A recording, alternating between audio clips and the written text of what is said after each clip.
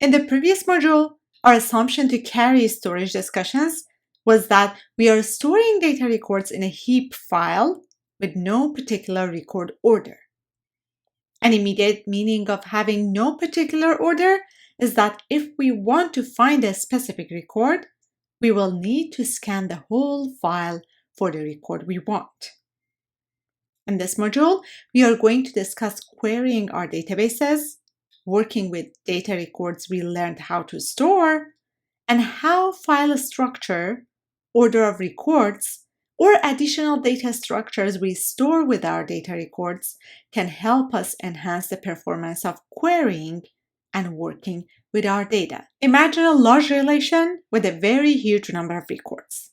For example, the students relation from previous module example, keeping all university students' data over a long period of time. When relations become large and the number of records in them grow, scanning the data and checking the query conditions for each entry becomes expensive. We can sort the data in a file to speed up finding records. That would help us on the fields we have sorted the file of records on, but not on finding values based on other fields. Alternatively, we can also make another file called an index file where we can store referrals to the records in our data file.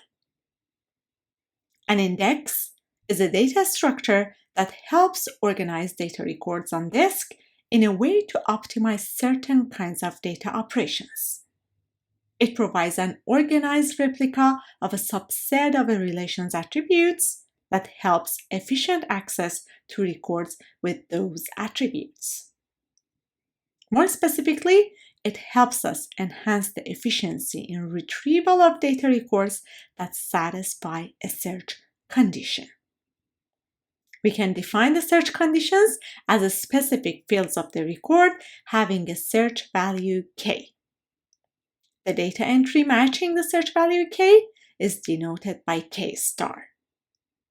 We will also use the term data entry to refer to records stored in an index file.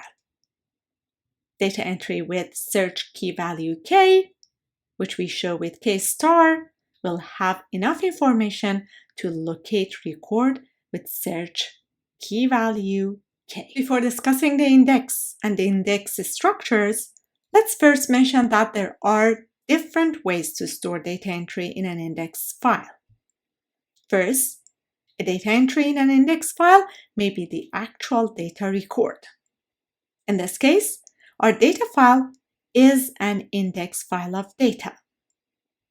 Alternatively, we can have an index file that contains pointers to data records in the file that contains the data records. These files can either include the RID of a data record with a search key k, or a list of RIDs for a list of records that have the records with search key value k. For these two options, the index file remains separate from the data file, and it contains pointers to records in the data file. Note that we can build more than one index on data records. However, only one of the indexes can affect the file organization as we only want to keep one copy of each record.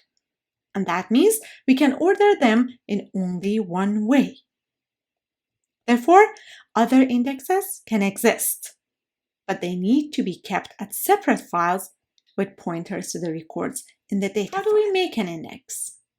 We can explicitly define an index.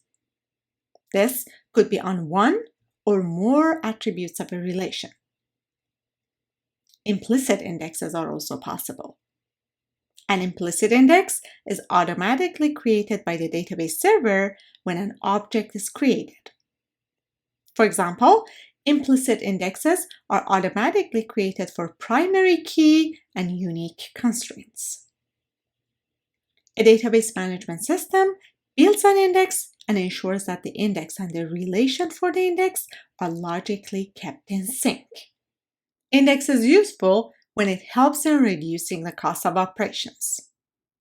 More often than not, the most useful index for a relation is its primary key.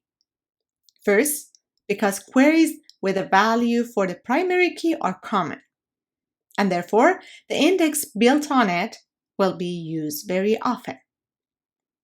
Second, it is associated with the primary key, and that means there will be at most one record with a given key value. Therefore, the index will return either nothing or one location for the record with matching primary key with the search key. And at most, one page must be retrieved to get that record into the main memory. Another useful index is an almost a key attribute. This means that there are relatively few records that have a given value for that attribute. Even if each of the records with a given value is on a different page, this means that the number of pages to retrieve is relatively small, and therefore we have an effective index. A third useful situation is when records are clustered on an attribute.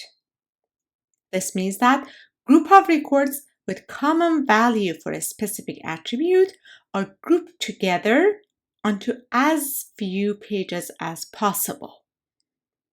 In this situation, even if there are many tuples with matching values, the pages to retrieve will still remain limited. And that means the cost of the operation is lowered.